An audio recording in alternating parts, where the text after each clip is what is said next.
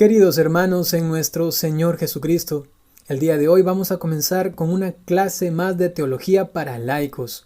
La semana pasada, recordemos, hemos estudiado el deseo del hombre que tiene de Dios. El hombre anhela a Dios. A eso se le conoce, traducido en términos teológicos, como la revelación natural de Dios, de la cual el hombre es capaz de conocerla y luego desea a este Dios que se está revelando de forma natural. Si quieres saber un poco más sobre ese tema, mira la clase anterior. El día de hoy vamos a tratar el tema ya de este Dios que sale al encuentro del hombre. Antes era el hombre que estaba fascinado de este Dios tan grande y él lo buscaba. Ahora vamos a darnos cuenta cómo Dios, que también está enamorado del ser humano, sale al encuentro. Por eso el título de esta clase es Camino de Dios al hombre. Dios quiere encontrarse con el hombre. A eso se le conoce también en términos teológicos como revelación sobrenatural. Dios irrumpe en la historia humana y se comunica para que nosotros le conozcamos. Vamos a comenzar entonces esta clase haciendo una pequeñita oración, pidiendo la intercesión de nuestra Madre, la Santísima Virgen María. En el nombre del Padre, y del Hijo, y del Espíritu Santo. El Señor esté con ustedes. Te pedimos, Espíritu Santo, que vengas a nosotros por medio de la poderosa intercesión del Inmaculado Corazón de María. Que nos des la gracia de poder recibirte, aceptarte, y allí dentro de nosotros nos ilumines, nos des inteligencia, ciencia, sabiduría, piedad, para que la ciencia de Dios la podamos no solamente entender y aprender, sino amar. Queremos amarte, Señor, porque podemos conocerte. Queremos amarte más porque podemos conocerte más. Dios te salve María, llena eres de gracia, el Señor es contigo. Bendita eres entre todas las mujeres, y bendito es el fruto de tu vientre, Jesús. Santa María, Madre de Dios, ruega por nosotros pecadores, ahora y en la hora de nuestra muerte. Amén. En el nombre del Padre, y del Hijo, y del Espíritu Santo. Amén. Listo, vamos entonces a comenzar. Voy a hacerme como siempre un poquito más pequeño y me voy a poner acá. Muy bien. Camino de Dios al hombre.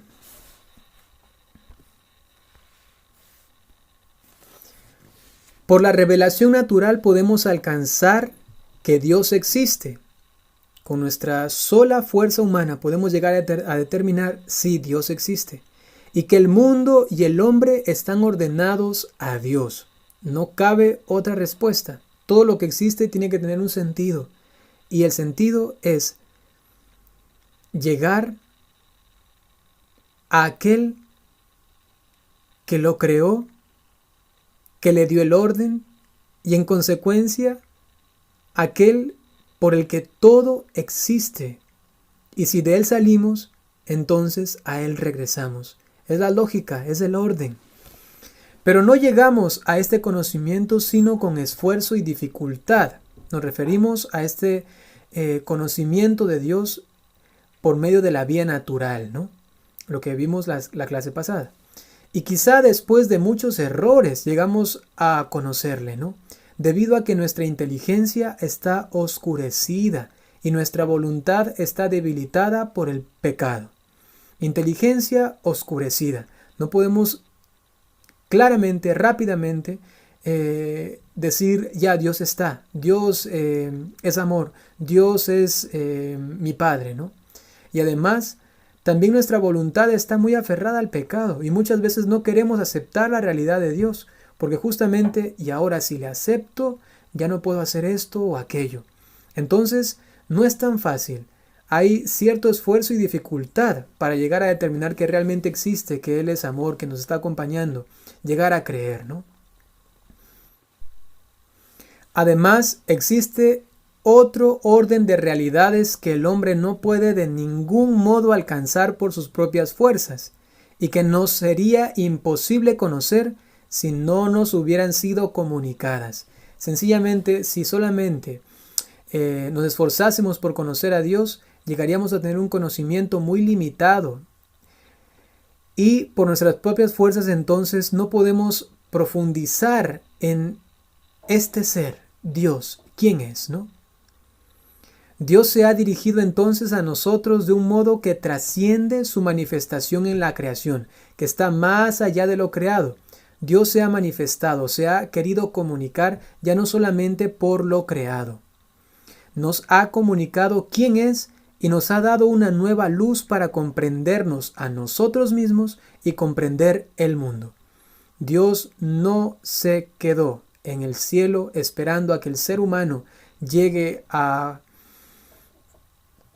conocerle después de muchos tropiezos y muy limitadamente, sino que Él mismo quiso decir: ser humano, hombre, te voy a revelar quién eres tú mismo, cuál es el sentido de la creación, quién soy yo, ¿no?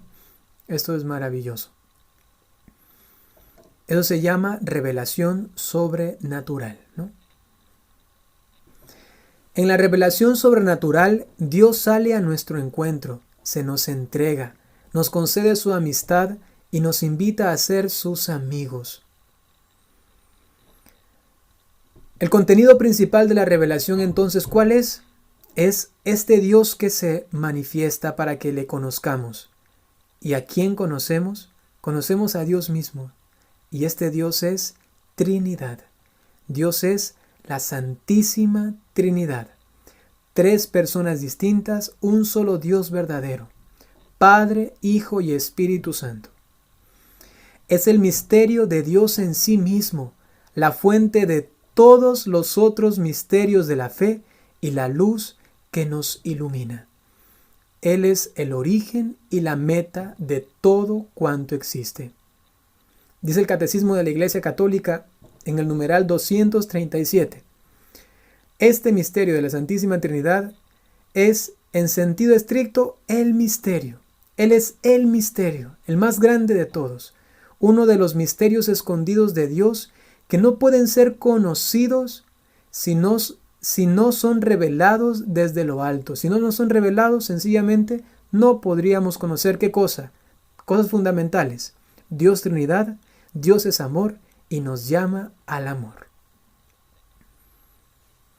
En la revelación, Dios se dirige inmediatamente a algunas personas, a quienes esclarece y explica una nueva realidad. Ojo a esto, lo que vamos a hablar ahora a continuación se trata de la revelación sobrenatural. Dios que se manifestó ya en un tiempo antiguo, cuya revelación llegó hasta Jesucristo y que sus apóstoles lo comunicaron. Todo esto es la revelación sobrenatural pública. Ojo a esto, revelación sobrenatural pública, de eso vamos a hablar ahora. Porque también existe otro tipo de revelación cuyo nombre es revelación privada o revelaciones privadas. ¿Esto sucede a lo largo de la historia después de Jesucristo? Sí. A ciertas personas se le manifiesta a Dios, les comunica un mensaje, pero nunca un mensaje contradictorio, opuesto o distinto al que ya se contiene ¿en dónde? En ese tema que estamos tratando, en la revelación sobrenatural pública, ¿no? Entonces, ¿hay revelaciones privadas actualmente? Sí, pero ese no es el tema del día de hoy, ¿no? Vamos a hablar ahora solamente de la revelación sobrenatural, la pública, ¿no? Es decir, donde se contiene ya todo lo que el ser humano necesita saber para su salvación. Por eso dice que es la revelación que se dirige inmediatamente a algunas personas. Aquí tenemos que pensar a qué personas del Antiguo Testamento, a qué personas los apóstoles del Señor, ¿no? A quienes esclarece y explica una nueva realidad. Sobre todo nuestra revelación por excelencia es la persona misma de Jesucristo, ¿sí? Los conocimientos y experiencias adquiridos por revelación no surgen del interior del hombre religioso, de su intuición o de su genialidad, no viene de sí mismo, sino que son debidos a la actuación inmediata y gratuita del mismo Dios.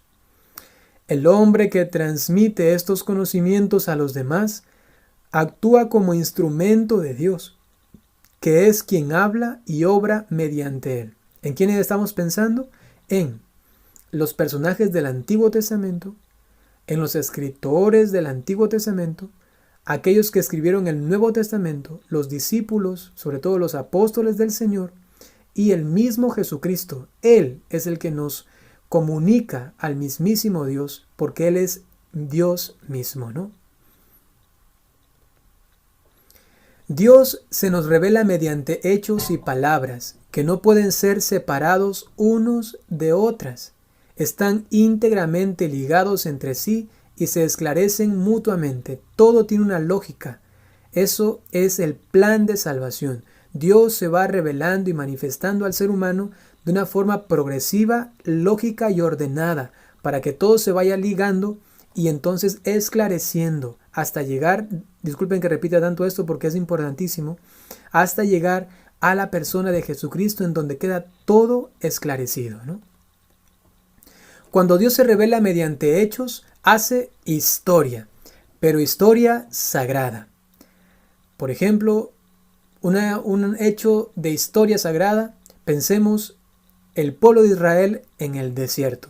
Eso ya es también revelación. Dios iba revelando allí a este pueblo que durante 40 años tuvo que caminar hasta llegar a la tierra prometida. Eso ya es historia sagrada, ¿no? Porque se fue revelando en este lapso, en este tiempo de todo el conjunto de la revelación, ¿no? Hay una estrecha relación entre historia sagrada e historia humana. La sagrada se realiza dentro de la humana, es lógico, ¿no? Porque Dios se revela a los seres humanos que viven en el tiempo. Y si hay tiempo, hay historia. En consecuencia, Dios realiza su plan de salvación dentro de esta historia humana. Entonces, historia sagrada está dentro de la historia humana. Y por eso puede ser fechada según los acontecimientos de la historia civil, ¿no? Además, ayuda a los hombres a encontrar a Dios, intentando liberarlos del orgullo, del egoísmo y de la ambición de poder, y así ejerce un influjo positivo sobre las naciones y contribuye a que se haga un orden más justo y más grato a Dios. Si fechamos, por ejemplo, el tiempo cuando existió Moisés, entonces nos trasladamos a 12 siglos antes de Cristo. Si queremos pensar, el profeta Isaías, todo lo que aconteció, el destierro, tenemos que irnos ¿a dónde? Al siglo VII, VI, antes de Cristo, ¿no? Y actualmente se ve tan fuertemente el vínculo de esta historia sagrada que tiene repercusión en la historia civil humana, por ejemplo, en nuestra querida Europa, en el mundo en sí mismo. ¿Por qué digo esto? Por ejemplo, ¿no? En Europa uno camina por las ciudades y encuentra en los cruces de los caminos justamente cruces del Señor, crucifijos. Uno va a un pueblo y tiene que haber una iglesia. Uno va a una ciudad y lo más representativo, una catedral. Pero también en el mundo en general, si uno se da cuenta, ¿en qué está basado el derecho civil? El que todos los juristas estudian. Está basado en los 10 mandamientos. ¿En qué está basado, por ejemplo, los derechos humanos, la ONU, ¿no? Justamente también en un pensamiento, en una ideología, o mejor dicho, en una teología cristiana. Porque Dios se ha manifestado y ha hecho una historia luego civil humana que tiene una repercusión tan noble en el ser humano que, como dice aquí, liberándole del orgullo, del egoísmo, del poder, entonces le da un influjo positivo. Y todo lo bueno que tiene actualmente el mundo, créanlo, todo lo bueno que tiene actualmente el mundo viene de este Dios que se ha manifestado y ha perfeccionado la misma historia humana. Qué dolor, qué lamentable ver cómo actualmente quieren quitar ya todo esto. Saquemos a Dios de nuestra vida y entonces asesinar está bien. Mentir está bien. La lujuria está bien. El deseo desenfrenado de poder, la ambición, está bien. Y quieren sacar a Dios con el aborto, la eutanasia, con el afán de poder, no importando pisotear al otro, borrando la dignidad humana. ¿Cuánto nos hace falta regresar, contemplar esta historia sagrada para reordenar nuestra historia actual, ¿no? Por eso la historia sagrada tiene una gran importancia para el desarrollo de la humanidad. Cuando el ser humano se olvide de su historia pasada, está condenado a repetir lo mismo en su historia futura. Qué lamentable. Los genocidios, los asesinatos de niños, por ejemplo, de antaño, antes cuando no se tenía una legislación con bases cristianas, están regresando otra vez. Matar al niño porque sí, sacrificios antiguamente a dioses extraños y ahora sacrificios al Dios mismo humano. Como yo tengo un futuro, yo no quiero que este niño lo ponga en duda o sea un tropiezo para él. Entonces, que mejor no exista. Qué feo, qué fuerte, ¿no? La acción histórica de Dios no es ciega, es una acción llena de sentido. En la historia sagrada se revela de alguna manera la intimidad divina. ¡Qué bonitas palabras! Dios ha querido que el ser humano conozca su intimidad divina. Por ejemplo, Dios revela su misericordia no solo asegurando que es misericordioso, como por allí nosotros a veces decimos, yo soy bueno, pero no solamente cuestión de decirlo, sino sobre todo Dios, y principalmente Dios lo hace obrando con misericordia. Él no solamente lo dice, sino que lo demuestra, ¿no? Y eso está constatado en la historia humana. El segundo aspecto de la revelación histórica es la palabra. Primero hemos visto los hechos, cómo Dios irrumpe en la historia. Ahora también hay palabra. ¿Qué quiere decir? Que Dios pronuncia su palabra y esta palabra que Dios pronuncia lo hace por medio de hombres, de personas que Él elige, ¿no? Palabra pronunciada por Dios a determinados hombres que Él elige. Ilumina la persona sobre una verdad universalmente válida. Imagínate, hace 3000 años, un hombre pudo dar una sentencia que tiene validad hasta hoy día y tendrá validez siempre. Eso pudo haber hecho un hombre de hace 3000 años. Pues entonces necesariamente alguien sobrenatural tuvo que venir a comunicársele para que él tenga la capacidad luego de pronunciar esas palabras. Esa palabra entonces no era de esa persona, sino que venía de Dios y por ello le pertenecía a este Dios, ¿no? Sea de suyo accesible por las fuerzas humanas naturales o trascienda absolutamente las posibilidades creadas, ¿no? Por medio de las fuerzas humanas naturales, por ejemplo, llegar a determinar un acto, si este es pecado, si esto es bueno, si esto es malo, si esto le agrada a Dios. Eso uno puede captarlo luego con las fuerzas humanas, ¿no? Puede llegar a determinar si eso no está bien, no hay que hacer eso, ¿no? Pero luego hay cosas que nos trascienden, que no pudiésemos nunca llegar a confirmarlo solamente con nuestras capacidades humanas. Por ejemplo, existe el infierno. Eso no podemos llegar a comprobarlo, sino solamente cuando lleguemos ahí, si es que nos portamos mal, si es que no aceptamos la salvación del Señor, ¿no? Entonces, hay cosas que nos trascienden, pero sabemos que son verdad, que existe el cielo, que María, por ejemplo, fue concebida de forma inmaculada, ¿no? Eso no podemos llegar a determinarlo con nuestras capacidades humanas, sino que lo creemos en fe porque nos ha sido revelado por el mismísimo Dios, ¿no?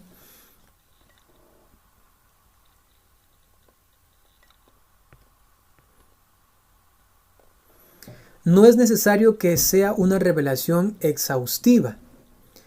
Es la comunicación de lo que en ese momento conviene saber a los hombres. Lo comunicado puede ser tal vez iluminado más tarde. Entonces Dios también se revela, ilumina al ser humano para que entienda el ser humano algo para este momento, que luego puede ser esclarecido, ¿no? Si pensamos en el Antiguo Testamento, hay muchas veces en las que Dios se manifiesta a un hombre, por ejemplo a Abraham, o se manifiesta al pueblo de Israel, a los hebreos, ¿no? Y Él quiere comunicarles algo concreto para ese momento, ¿no? Por ejemplo, le dice a David que se construya un templo, ¿no? Pero que no va a ser él que le va a construir, sino su hijo Salomón. Es algo, una revelación para ese momento, que luego tiene una consecuencia, una repercusión que sobrepasa ese momento, sí, pero que sirve justamente como un mensaje concreto, momentáneo, que solamente después, ni siquiera aquel que lo recibió, sino los que vienen después, son capaces de entender, ¿no? Hay una pedagogía divina. Dios se comunica gradualmente al hombre. Le prepara por etapas. No puede revelarse todito Dios en un solo momento, sino que lo va acompañando y le va manifestando quién es Él de manera gradual y ordenada. La revelación sobrenatural culminará en la persona y la misión de Jesucristo. ¿Sí? Al dirigirse Dios al hombre, no se limita a transmitir algo con palabras y obras, sino que se entrega a sí mismo a nosotros. No solamente desde el cielo nos grita las palabras, no solamente hace cosas para que nos demos cuenta que Él existe, sino que Él mismo vino a nosotros. Él se hizo Emmanuel, Dios con nosotros. En la revelación, Dios abre el misterio de su intimidad y se da a conocer. Habla a los hombres como amigos a quienes se entrega sin reservas. Así les descubre a la vez el sentido completo de su existencia, que consiste en vivir para siempre en amistad con Él. A ti, ser humano, te invito a que seas parte de mi vida divina. A ti, ser humano, te invito a que seas parte de mi familia divina. Ser humano, sé mi amigo. Ser humano, ven. Yo te doy el cielo. Eso es lo que hace Dios por nosotros. Por eso se ha revelado. Por eso se ha manifestado. El motivo y la meta de la revelación es el amor. El amor. Como decía Santa Clara de Asís, Dios me creó porque me amó. Dios me creó porque me amó. Y todo se puede encontrar sentido si lo vemos a través del amor. ¿Por qué existo yo? ¿Por qué mejor no existo? Pero no, la cuestión es que existo. ¿Por qué? ¿Por qué existo? Pues tiene su solución, su respuesta en el amor. ¿Por qué Dios se ha manifestado así de tal manera? Tiene su respuesta en el amor. Por eso no puede reducirse a mera información o instrucción intelectual. Lo que estamos haciendo ahora no es solamente algo intelectual, sino que tiene que también tener su raíz en el amor. Estoy aprendiendo porque le amo, porque cuando le conozco más, le amo más. Y así Dios, al revelarse al ser humano, quería que el ser humano tenga la dicha de participar de un amor auténtico, verdadero. Porque aquí, entre nosotros, nos amamos mal. Nos amamos de una forma tan pequeña, tan limitada. Pero al participar del amor de Dios, entonces por fin aprendemos a amar. Y Dios no es alguien egoísta, egocéntrico que dice yo me revelo para que me ames y entonces yo sea amado. No, sino que Él se revela para que le amemos, para que nosotros tengamos el disfrute, el deleite de poder amar de verdad, porque sin Él no pudiésemos amar como conviene y en consecuencia no pudiésemos ser realmente felices. Por eso Dios se ha revelado. Y este amor en su plenitud se da en nuestra salvación, cuando por fin podemos ser parte de la familia de Dios de una forma completa y total ya en el cielo, redimidos, cuando el plan de salvación de Dios haya llegado a su culmen, ¿no? Al intervenir en la historia, Dios busca conceder a las criaturas la participación en su propia vida divina. Dios hace capaces a los hombres de responderle, conocerle y amarle más allá de lo que ellos podrían conseguir por sus propias fuerzas naturales. Lo que he dicho antes, Dios le hace participar al hombre de algo que el hombre no podía haber logrado nunca jamás. Esto se puede resumir en el amor. Dios quiere comunicar a los hombres su propia vida divina, hacerles hijos suyos. Dios se revela porque quiere salvarnos. La salvación es la finalidad de la revelación divina, pero, ojo a esto, no se identifica con ella. Explico esto brevemente para que no se entienda mal.